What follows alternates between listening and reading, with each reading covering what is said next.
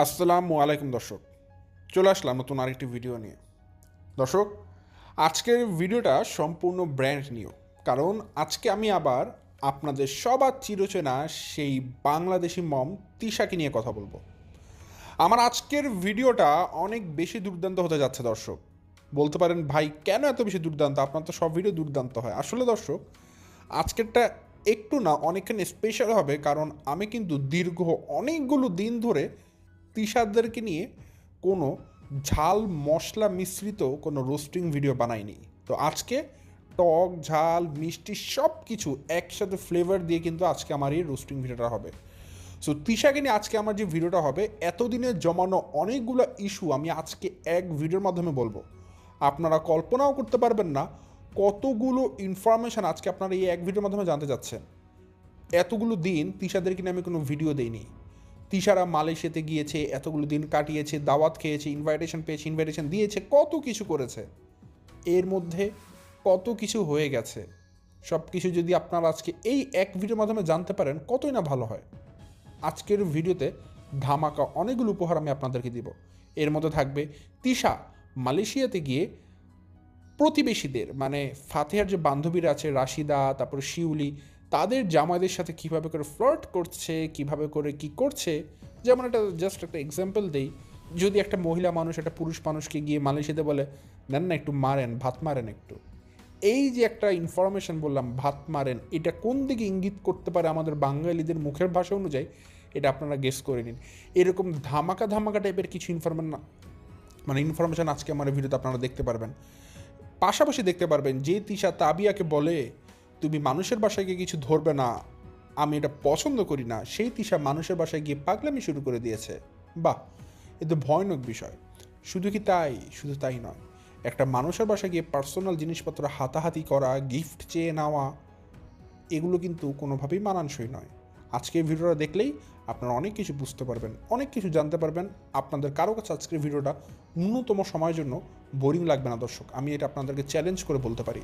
So অবশ্যই পুরো ভিডিওটা দেখবেন প্রত্যেকটা ইনফরমেশন পাওয়ার জন্য, কারণ আজকে আমি কোনো একটা ইনফরমেশন খুব একটা বেশি ডিসক্রাইব করবো না, কারণ যদি আমি কোনো একটা ঘটনা বেশি ডিসক্রাইব করতে চাই সেক্ষেত্রে সেই আজকের ভিডিও ডিউরেশন 1 ঘন্টা পার হয়ে যাবে। সো আমি চেষ্টা করব প্রত্যেকটা মানে যে ইনফরমেশন, প্রত্যেকটা ইস্যু আমি সর্বোচ্চ 2 থেকে 2.5 মিনিট করে কথা বলবো, কারণ আমার আজকের ভিডিওতে একটা না, দুইটা না, তিনটা না, অনেকগুলো ইনফরমেশান থাকবে। সো যার কারণে আমি প্রত্যেকটা ইস্যুকে অল্প অল্প সময় করে ক্লিয়ার করে দেবো, যাতে করে প্রত্যেকটা আমি কম সময়ের মধ্যে বলতে পারি।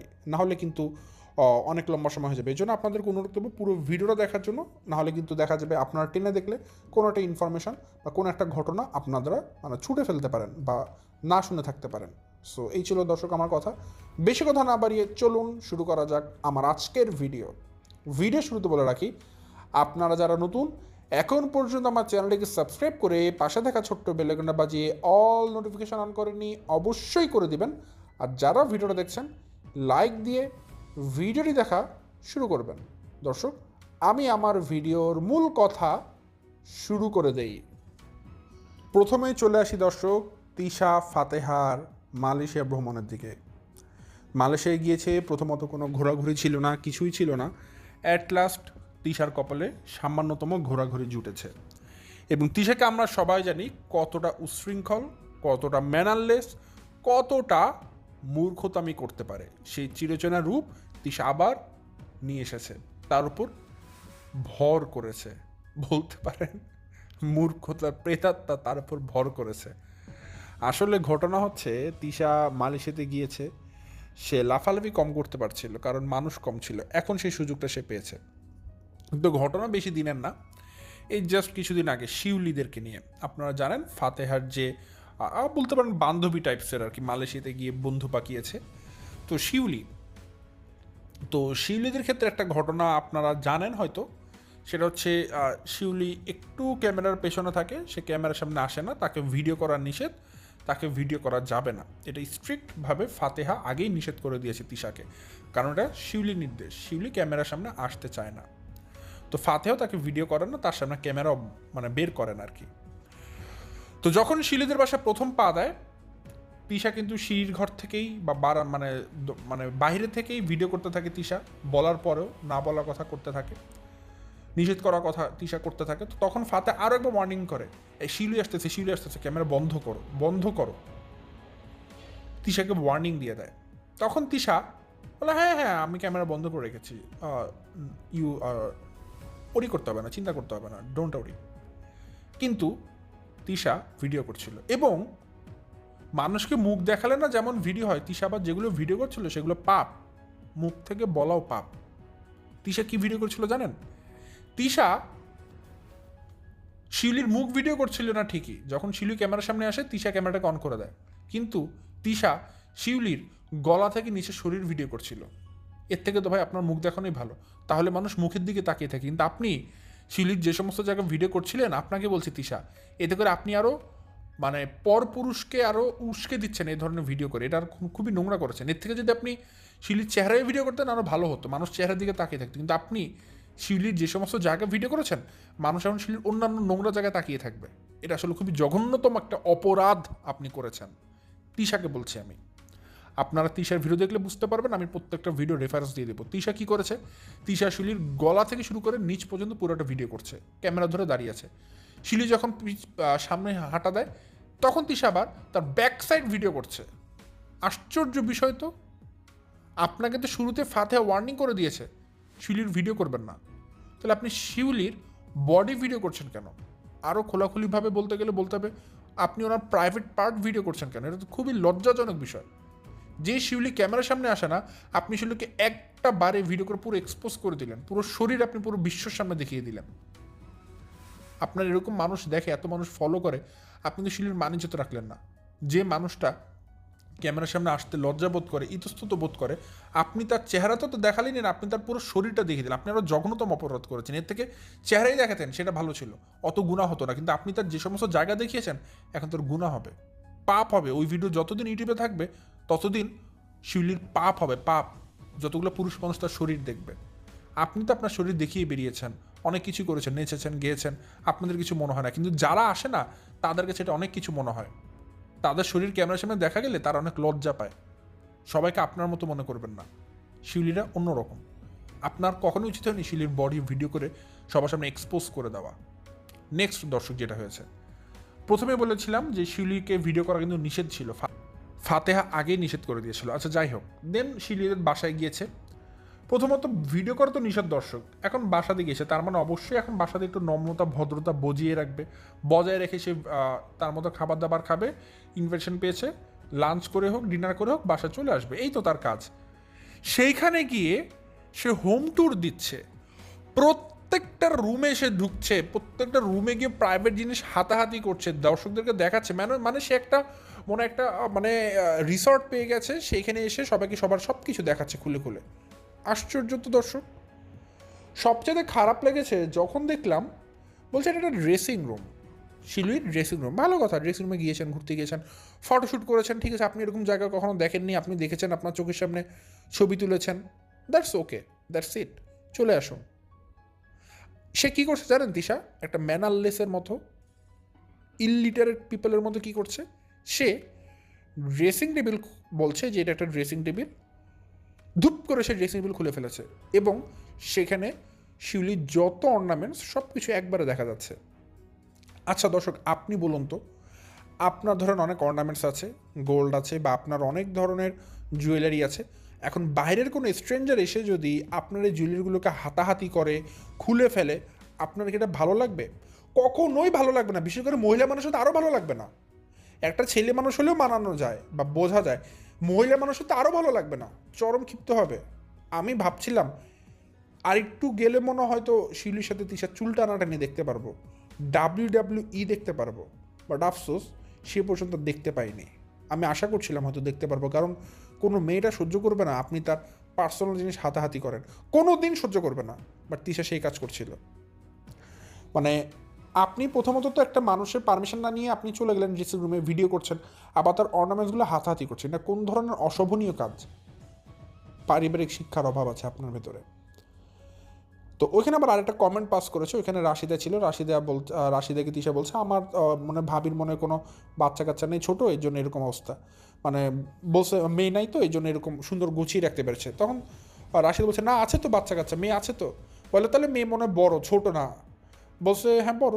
বলছে আমারটা তো ছোট। মানে তিশার এমন একটা ভাব, ওর মনে কত মানে গুছিয়ে রাখতে পারে জিনিসপত্র, সংসারের প্রতি মনোযোগী। তিশা নিজে আজকে একটা জামা বিছনাতে রাখলে আজীবন বিছনাতেই থাকে, জামা কাপড় গুছিয়ে রাখে না কোনো কিছু, ঠিক আছে? অথচ ওইদিকে গিয়ে অজুহাত দিচ্ছে যে তাবিয়ার জন্য গুছিয়ে রাখতে পারে না। তাবিয়া কি আপনাকে টেনে ধরে রাখে? আপনার যে শরীর, তাবিয়া তো আপনার অন্যটা ওজনেই সহ্য করতে পারবেন না, ওর মতো এই শুকনো একটা ছোট বাচ্চা। আপনি একটা ফু দূর থেকে 1 কিলোমিটার থেকে যদি আপনি একটা ফু দেন, তাবিয়া দেখবেন উড়ে ক্যানাডা পৌঁছে গেছে, বাংলাদেশের ক্যানাডা পৌঁছে যাবে তাবিয়া একদম। আপনি একটা ফু দিলে সে জায়গায় তাবিয়া কি আপনাকে ধরে রেখেছে? এগুলো পরিষ্কার করে রেখো না। যাই হোক দর্শক, মানে ডিসগাস্টিং লাগে এই সমস্ত বিষয়। দেন পরবর্তীতে যেটা হয়েছে, এটা তো গোল্ডের মানে অর্নামেন্টসের কথা বললাম। দেন তিশা প্রত্যেকটা রুম ভিডিও করে দেখাচ্ছিল, কোনো মানে সিঙ্গেল রুম সে বাদ দেয়নি, মানে প্রত্যেকটা। আর এবং পারমিশন ছাড়া তার যা মনে হচ্ছে সেটা করছে। অথচ ফাতিহা কিন্তু আগেই বলছিল ভাবি এগুলো ভিডিও করা যাবে না, শিলি পছন্দ করে না, শিলি ক্যামেরার সামনে আসে না। তো তিশাকে আগে নিষেধ করা ছিল, বাট তিশা কে শোনা কার কথা? তার লাগবে ভিউ, তার লাগবে টাকা পয়সা ডলার, সে করছে তো করছেই, করছে তো করছে, থামানোর নাম নেই। উপর দিয়ে কি হয়েছে, শিউলির ছেলে প্রাইভেট পড়ছে, মানে আমরা যেরকম আমাদের বাংলাদেশে প্রাইভেট পড়ি বিভিন্ন টিচারের কাছে স্যারদের কাছে, ওরকম পড়ছে। তো শিউলি ছেলে এক ফাঁকে এসেছে দেখা করতে তিশার সাথে, যে কে। তো তিশা লাফিয়ে লেফে গেল, কারণ ওই রুমটায় তার ভিজিট করা বাদ ছিল। সমস্ত রুম সে দেখলেও ওই শিউলির ছেলের রুমটা সে ভিজিট করেনি। এই জন্য শিউলির ছেলে রুম থেকে বের হওয়া মাত্র বলছে বাবা ভালো আছো ভালো আছো বলে তার রুমে ঢুকে যাচ্ছে। তখন তার ছেলে একটু বিরক্ত হয়, ফ্রাস্ট্রেটেড হয়, বলে তার মা মানে শিলি বলে ওঠে যে স্যার পড়াচ্ছে তো, মানে আর কত সহ্য করবে বলুন? মানে স্যার পড়াচ্ছে ওই রুমে, সে স্যারের রুমে ঢুকে যাবে, এটা তো আর হয় না। তো এটা একটা অপমান করেছে তাকে, আসলে এটা দরকার ছিল। আমার তো মনে হয় তিশার কানটা এভাবে দৌড়ে টান দিতে পটাশ পটাশ পটাশ করে একটা থাপ্পড় দেওয়া উচিত ছিল তিশাকে। সে যে থাপ্পড়টা খায়নি, অনেক বেঁচে গেছে। আর জানি না বাপ্পি এটার সাথে সংসার করে কেমন, এটা তো আসলে কোনো, আমি মানব জাতির মধ্যে দিন, এটা এটা এমন একটা আজব চিড়িয়া, আমি জীবনে দেখিনি এরকম চিড়িয়াকে। একদম আজব একটা চিড়িয়া এই তিশা। ওটাকে মানুষ বলতে আমার কাছে মানে আমি মানতে চাবো না, একদমই চিড়িয়া। এটা একটা অন্যরকম, অন্য একটা সৃষ্টি এটা, ঠিক আছে? এটাকে কোনো নাম দিতে পারবো না, এই সৃষ্টিটার নাম কি, এই প্রাণের নাম কি। তো দর্শক, মোটামুটি আমি আপনাদেরকে 3-4টা ইনফরমেশন দিয়েছি, যেমন সারের রুমের ঢুকা নিয়ে, তারপরে জুয়েলারি বক্স বা যে যে আপনাদের যে ড্রেসিং রুমের যে ঘর আছে সেখানে খুলে ফেলেছে পারমিশন না নিয়ে, তারপরে শিলুকে লুকিয়ে লুকিয়ে দেখাচ্ছে, আরও একবার দেখিয়েছে ঘরের মধ্যে। তিশা মানে টার্গেটই ছিল শিলুকে বারবার দেখাবে, যেটা নিষেধ করেছে ফাতিহা, তিশা সেটাই করবে, কারণ তিশা জানে নিষিদ্ধ কাজ করলে ভিউ বেশি হয়। কী করছে ঘরের মধ্যে এসে, শিলি যদি রুম থেকে এদিকে এদিকে হাঁটাহাঁটি করে, তো তিশা তার হাতের কখনো চুড়ি দেখায়, তার হাতে ফুল পড়েছে সেটা দেখায়, সেগুলো দেখানোর নাম করে সে সুযোগ মতো শিউলিকেও ভিডিওতে দেখাচ্ছে। মানে এই সমস্ত চিকন বুদ্ধি তিশার মাথাতেই সম্ভব, অন্য কোনো মানুষের সম্ভব না। দেন দর্শক, আরও একটা ঘটনা, তুহিন কিন্তু তিশাকে কোনো পাত্তা দেয় না, কোনো পাত্তা দেয় না, দামই দেয় না। এখন বলতে পারেন কীভাবে জানলেন দর্শক? যখন শিলুদের বাসায় এন্ট্রি করবে তার আগে তারা কিন্তু তাদের বাসার বাইরে দিয়ে ঢুকছে মাত্র, ঠিক আছে? তখন বাহিরে কার্পেট রাখা ছিল, একটা কার্পেট দিয়ে হেঁটে হেঁটে তুহিন যাচ্ছে। তো তখন তিশা আবার একটু টিস্কারে মেনে তুহিনকে বলছে, এই কার্পেটটা তুহিনের জন্য বিছিয়েছে শিউলিরা, তাই না? মানে একটা অন্যরকম ইঙ্গিত করেছে আর কি। তিশা ইঙ্গিতটা করেছে নোংরাভাবে শিউলিকে, মানে তুহিনকে, যে বোঝাচ্ছে যে তুহিনের সাথে মনে শিউলির একটা খারাপ সম্পর্ক আছে, এই জন্য শিউলি তুহিনের জন্য একটা কার্পেট বিছিয়ে দিয়েছে তাকে হেঁটে যাওয়ার জন্য। কিন্তু মানে তুহিন এটাতে বিরক্ত হয়েছে, তো সেটাতে কোনো মজা পায়নি, এই মকিংটাতে তুহিন কোনো মজা পায়নি। বরং তুহিন যখন এই কথাটা শুনেছে, তুহিন অন্যদিকে তাকিয়ে আস্তে আস্তে হেঁটে যাচ্ছে, কোনো পাত্তা দেয়নি, কোনো উত্তর দেয়নি, তুহিন কোনো কথাই বলেনি। করে দিল না ইনসাল্ট? নিজের মান সম্মান নিজেকে নষ্ট করতে মনে খুব মজা পায় তিশা। আমি জানি না, আমি এই জন্য বলছি যে বাপ্পি এরকম মহিলার সাথে সংসার করছে কিভাবে। আমি তো মনে করি বাপ্পিকে অ্যাজ সুন অ্যাজ পসিবল একটা নোবেল প্রাইজ দেওয়া উচিত, তাকে জাতীয় হাজব্যান্ডের পুরস্কার দেওয়া উচিত। সে যে এরকম একটা চিড়িয়াকে এতদিন পর্যন্ত টলারেট করে এসেছে, টলারেট যে করতে পেরেছে, এটার জন্য একটা তাকে জাতীয় স্বামীর পুরস্কার দেওয়া উচিত বাপ্পিকে। আই ডু বিলিভ বাপ্পি জিতবে এটা। আশ্চর্য হয়ে যায় তিশার মানে কার্যকলাপ দেখলে দর্শক। যাই হোক, তুহিনের ঘটনাটা দর্শক, তুহিন টোটালি কোনো পাত্তা দেয় না, কোনো সারা শব্দ দেয় না, কথাবার্তা বলে না। এটা কিন্তু তুহিনের একটা বলতে পারেন নীরব প্রতিবাদ আর কি। দিন দর্শক, যেটা হয়েছে, আপনারা জানেন, এই ভিডিওটা দেখেছেন যে শিউলি যখন তিশাদেরকে ইনভাইট করেছে, আগে থেকেই শিউলি তিশার জন্য অনেকগুলো গিফটের ব্যবস্থা করেছে আর কি।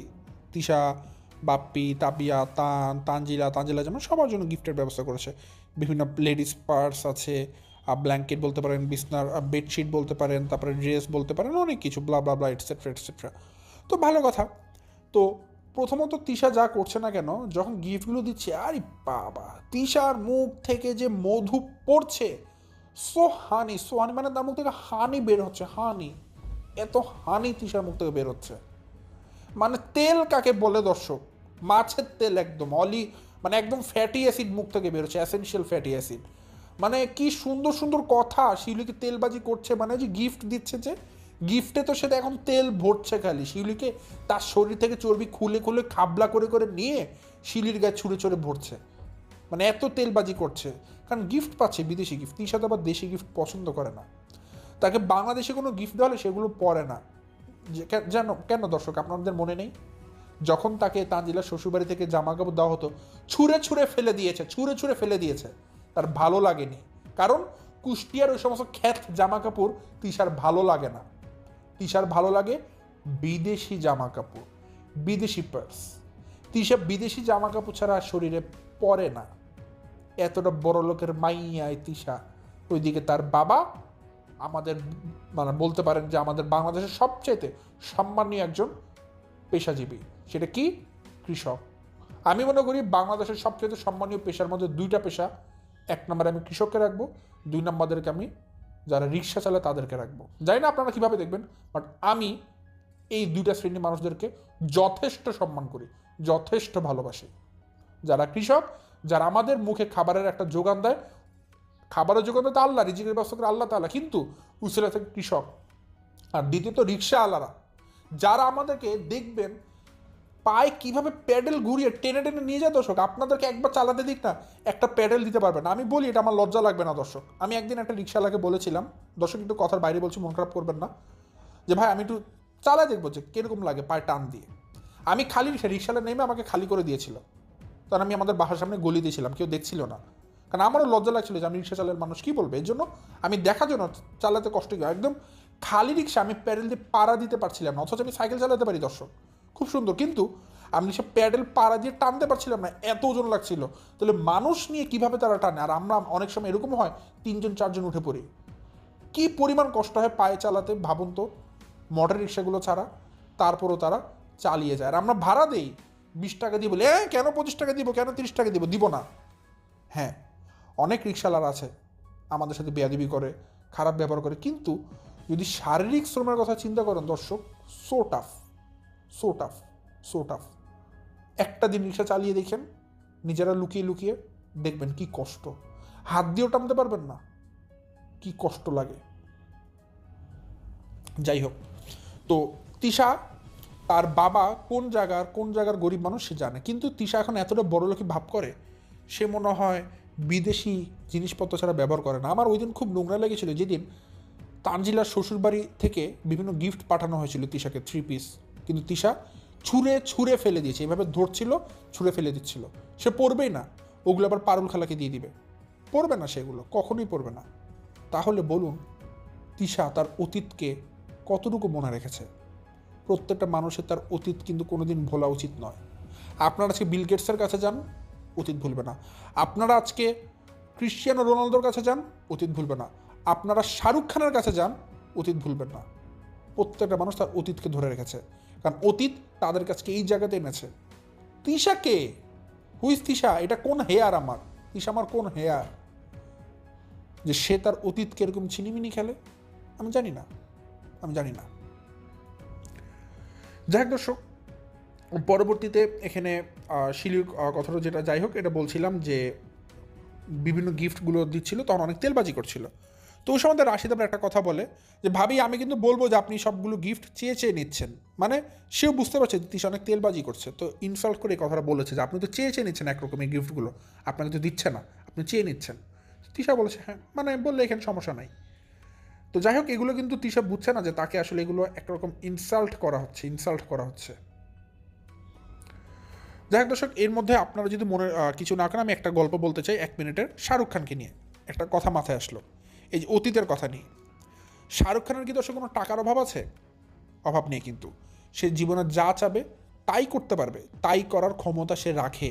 কিন্তু জানেন, শাহরুখ খান একবার একটা কথা বলেছে, ফেসবুকে বিভিন্ন শর্ট রিলসের মধ্যে এগুলো আপনারা পাবেন, যে কি, যে শাহরুখ খান বলেছে যে আমি বিশ্বের প্রত্যেকটা দেশ ভ্রমণ করেছি, অনেকগুলো দেশ ভ্রমণ করেছি, সুইজারল্যান্ড, নরওয়ে, সুইডেন, ফিনল্যান্ড, মানে আমেরিকা, কানাডা, অস্ট্রেলিয়া, অনেক দেশ ভ্রমণ করেছে সে, কিন্তু সে বিশ্বের একটা জায়গা কোনোদিন ভ্রমণ করে নাই, আর মরার আগ অবধি সে করবে না। তখন প্রশ্ন করা হয়েছে কোনটা, বলেছে কাশ্মীর। তখন প্রশ্ন করা হয়েছিল, যে উপস্থাপক ছিল, যে আপনি কাশ্মীর এত সুন্দর, কেন আপনি ভ্রমণ করবেন না? তখন শাহরুখ খান বলেছে, কাশ্মীর অনেক সুন্দর একটা জায়গা। আমার বাবা, শাহরুখ খানের বাবা, যখন সে গরিব ছিল, শাহরুখ খান ছোটোকালে, বুঝবেন দর্শক, শাহরুখ খান কিন্তু অনেক গরিব ছিল, আপনারা জানেন, তার মায়ের চিকিৎসা সে ঠিকমতো করাতে পারেনি, সে ফিল্ম শ্যুট করে তার মায়ের চিকিৎসার খরচ জুগিয়েছে, অনেক কষ্টে সে কাটিয়েছে। আজকে এই শাহরুখ খান কিন্তু এমনি এমনি এখানে এখন আসেনি। আমরা দিনে 10-12 ঘন্টা ঘুমাই, 6-7 ঘন্টা ঘুমাই, তাও ভাবি কম আছে আরও ঘুমাই। পরে বলছি কথাগুলো। তো যাই হোক, শাহরুখ খান তখন বলছে, কাশ্মীর নিয়ে আমার বাবা একটা কথা বলেছিল, যে বাবা, তুমি সুইজারল্যান্ডে যাও, তুমি অস্ট্রেলিয়া যাও, তুমি আমেরিকা যাও, তুমি কানাডা যাও, তুমি পুনে যাও, তুমি অন্ধ্রপ্রদেশ যাও, সব জায়গায় যাও, সব জায়গায় ঘুরো, কোনো সমস্যা নেই, কিন্তু কোনোদিন না বাবা, তুমি আমাকে ছাড়া, তুমি সব জায়গায় ঘুরলেও কাশ্মীর কোনোদিন আমাকে ছাড়া দেখো না। তুমি পুরো দেশ নিজে নিজে দেখলেও কাশ্মীর আমাকে নিয়ে দেখো। শাহরুখ খানের বাবা এই একটা কথা বলেছিল, কিন্তু শাহরুখ খানের বাবা মারা গিয়েছে, মারা যায়। তখন শাহরুখ খানের কাছে টাকা ছিল না যে সে তার বাবার শেষ স্বপ্নটা পূরণ করবে, যে সে তার বাবার হাত ধরে কাশ্মীর ঘুরাবে, পারেনি। যার কারণে, যেহেতু তার বাবা মারা গিয়েছে, শাহরুখ খান আজ অবধি কোনোদিন কাশ্মীরে যায়নি, কাশ্মীরে গিয়ে কোনোদিন ট্যুর দেয়নি, কোনোদিন ঘুরেনি। কারণ কি, ওই তার ছোটোকালে বাবার কথা, যে কাশ্মীরটা যেন শাহরুখ খান কোনোদিন তার বাবাকে ছাড়া একা একা না দেখে। এবং শাহরুখ খান আসলেই দেখেনি। কারণ কি, কারণ তার বাবার একটা আফসোস ছিল, সে কাশ্মীর ঘুরবে, বাট পারেনি টাকার অভাবে। শাহরুখ খান আজকে হাজার হাজার কোটি টাকা, বাট সে কাশ্মীর জীবনে ঘুরবে না। কারণ কোনো একটা সময় তার বাবা কাশ্মীর দেখতে চেয়েছিল, একটা স্বপ্ন ছিল তার বাবার কাশ্মীর দেখার, সে দেখেনি। বুঝবেন একটা মানুষ কতটা গরিব হতে পারে, নিজ দেশ থেকে নিজ দেশের একটা জেলাতে ভ্রমণ করতে পারেনি টাকার অভাবে। শাহরুখ খান সেই কথাটা আজ অবধি মনে রেখেছে, এত টাকা হওয়ার পরেও। আর আমরা কারা দর্শক বলুন, আমরা কারা? অতীত মানুষকে কখনো ভোলা উচিত না। আজকে শাহরুখ খান এমনি এই জায়গাতে আসেনি। শাহরুখ খানকে জিজ্ঞাসা করবেন দর্শক, সে দিনে কয় ঘন্টা ঘুমায়, জিজ্ঞাসা করবেন, এ কথা সে বলেছে। শাহরুখ খান দিনে সর্বোচ্চ 3 থেকে 3.5 ঘন্টা ঘুমায়। ডক্টর জাকির নায়েক, আমরা সবাই চিনি, আমাদের ইসলামিক স্কলার একজন, তিনি কত ঘন্টা ঘুমায় জিজ্ঞাসা করবেন, 2.5 থেকে 3 ঘন্টা ঘুমায়। কিভাবে বাঁচে ওনারা? পারে না তার আজকে লাক্সারিয়াস লাইফ লিড করে? শাহরুখ খান তো পারে না, আমার আজকে এত টাকা, আমি 10-12 ঘন্টা ঘুমাবো, ঘুমায় না। এগুলোই লাইফ, এগুলো শেখা উচিত আমাদের কাছে থেকে। এরা সুলাইমান, সুখন, কি সমস্ত, ওই যে কি ওটার নাম ভুলিতে গেলাম, ওই যে কি জানি সুশান্ত পল, কি ইনফ্লুয়েন্সার এরা, কিসের ইনফ্লুয়েন্সার, কি ইনফ্লুয়েন্স করবে মানুষকে? ইনফ্লুয়েন্স যদি হতেই চান, ওদের লাইফের গল্পগুলো শুনুন, শাহরুখ খানেরটা শুনুন, আপনারা জাকির নায়কেরটা শুনুন, আপনারা বিল গেটসেরটা শুনুন, দেখবেন দর্শক অনেক কিছু জানতে পারবেন। দর্শক মন খারাপ করবেন না, আমি ভিডিওর বাইরে কিছু কথা বলেছিলাম, সরি ফর দ্যাট। যাই হোক, পরে তিশার আর একটা ঘটনা বলি দর্শক। সবাই তিশাকে অনেক বেশি বকাঝকা করছিল পেছনে বসে। এখন বলি কি কারণে। তিশা যেটা করেছিল দর্শক, তিশা খেতে বসেছিল, সবাই খেতে বসেছিল, তো সবাই আরেকটা রুমে ছিল, ওই রুম থেকে হেঁটে হেঁটে আসছিল। তখন তিশা দেখলো সবাই বিড় যাচ্ছে কী জানি। তখন তিশা বলে তার শাশুড়িকে, মা তোমাকে কি বলছে, কি কথা হচ্ছে? তখন বলে যে, তখন ফাতেহা বলে যে, আরে ওই যে কাপড় ধোয়া, যে একটা মাকে রাশিদা ভাবি একটা ওয়াশিং মেশিন কিনে দিবে। তখন তিশা বলে, কেন ওয়াশিং মেশিন কিনতে হবে, ঘরে এত মানুষ থাকতে কেন ওয়াশিং মেশিন কিনবে? তো তখন রাশিদ উত্তর দেয়, না এই বয়সে মানুষের একটু রেস্টের দরকার আছে না, এত কষ্ট করলে কি হয়? একটা খোঁটা দিয়ে দিয়েছে। তিশা বুঝতে পেরেছে আমাকে খোঁটা মেরেছে। জানেন কেন খোঁটা মেরেছে? কারণ তিশার মা, মানে তিশার শাশুড়ি ফাতেহার মা অভিযোগ করেছে যে আমাকে দিয়ে কাপড় ধোয়। আপনাদের হয়তো মনে আছে, কোনো এক সময় তানজিল বলেছিল যে তার যে দাদি, মানে নাজমা বেগম, সে কিন্তু তিশার কাপড় চোপড়ও ধুয়ে দেয়। তো এই জিনিসটা অভিযোগ করেছে নাজমা বেগম তাদের কাছে গিয়ে, ফাতেহার কাছে। তখন তারা বলেছে যে আচ্ছা আমরা একটা ওয়াশিং মেশিন কিনে দিব আপনাকে, যাতে কষ্ট না হয়। তখন তিশার একটা গায়ে লেগেছে যে আচ্ছা কেন ওয়াশিং মেশিন, লোক তো আছে। তো এটা নিয়ে পিছনে বসে কথা হয় যে তিশা তার শাশুড়িকে কাপড় চোপড় ধুয়ে, এটা নিয়ে পিছনে বসে সমালোচনা হয় তাকে নিয়ে, এটা তিশা বুঝতে পেরেছে। তো আসলে এগুলো কিন্তু একটা ইনসাল্ট, তাকে কিন্তু পদে পদে সব ইনসাল্ট করছে, বাট সে বুঝতে পারছে না। তো যাই হোক দর্শক, এটা তো বললাম যে তাকে ইনসাল্ট করা হয়, বিভিন্ন রুমে ঢুকে পড়ছে। দেন যেটা হয়েছে সেটা আসলে দর্শক আমার কাছে খুবই খুবই খুবই জঘন্য লেগেছে, খুবই নোংরা লেগেছে। সেটা হচ্ছে ফ্লার্ট করা। তো তিশাদের বাসায় মানে ফাতেহাদের বাসায় সবাইকে ইনভাইট করা হচ্ছে, রাশিদা শিলি সবাইকে ইনভাইট করা হচ্ছে, ভালো কথা। তো সবাইকে আসলে তো সবাই তার ফ্যামিলিকে নিয়েই আসবে, তাই না? হাজব্যান্ড, বাচ্চা কাচ্চা সবাইকে নিয়ে আসবে, এসেছে সবাই, রাশিদা সবাই এসেছে, ভালো কথা। এখন তিশা জীবনেও কাউকে খাবার বেড়ে দেয় না, নিজে জীবনে বেড়ে খায় না, নিজে নিজে খায় নবাবের মতো। কিন্তু সেদিন সে মানুষের জামাইকে দেখে তার কেমন যেন উত্তেজনা ভিতরে তর্স হয়েছে না, মানে তার ভিতরে উত্তেজনার ঢেউ বারবার দোলা দিচ্ছে দোলা দিচ্ছে দোলা দিচ্ছে। অদ্ভুত। আমি ওই কিসের দোলা এত, কিভাবে দোলা দিচ্ছে জানেন? ভালো কথা, খাবার রাখা আছে, তিশা দৌড়ে গিয়েছে, গিয়ে প্লেট নিয়েছে, একটা প্লেট নিয়ে বলছে আমি বেড়ে দেই। ভালো কথা, বেড়ে দেন। এখন বলছে আপনি কি খাবেন, পোলাও নাকি সাদা ভাত? বলছে পোলাও দেন। বলছে না, আমি আপনাকে সাদা ভাত। এখন তিশা কথাটা কীভাবে বলছে জানান দর্শক, যেটা খুবই নোংরা।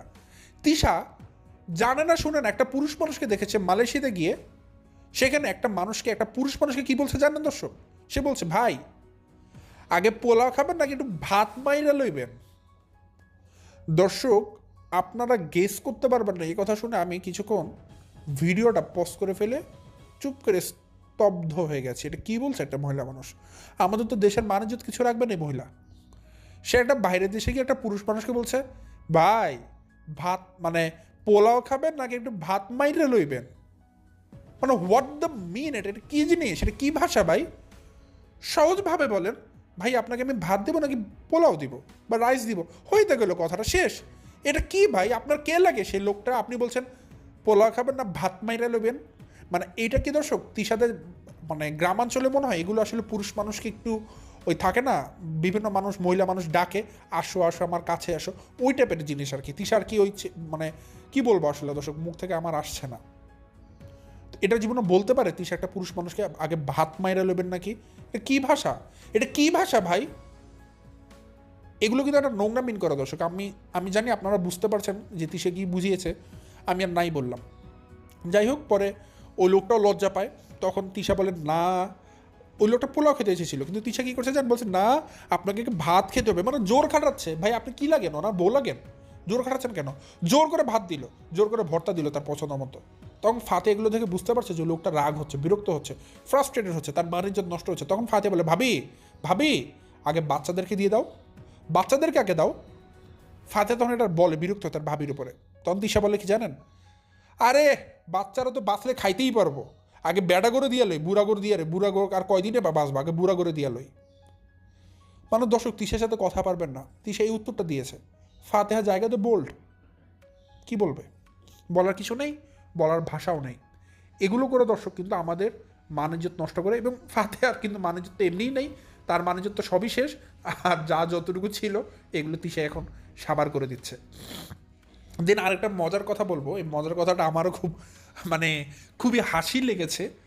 তিশা যখন শিলুদের বাসায় যায়, যাওয়ার আগে দিয়ে সে তাবিয়াকে একটা জিনিস শিখিয়ে নিচ্ছিল বাসা থেকে। বলছে আম্মু মানুষের বাসায় গিয়ে কিচ্ছু ধরাধরি করবে না, আমি কিন্তু এগুলো একদম পছন্দ করি না, ধরবে না।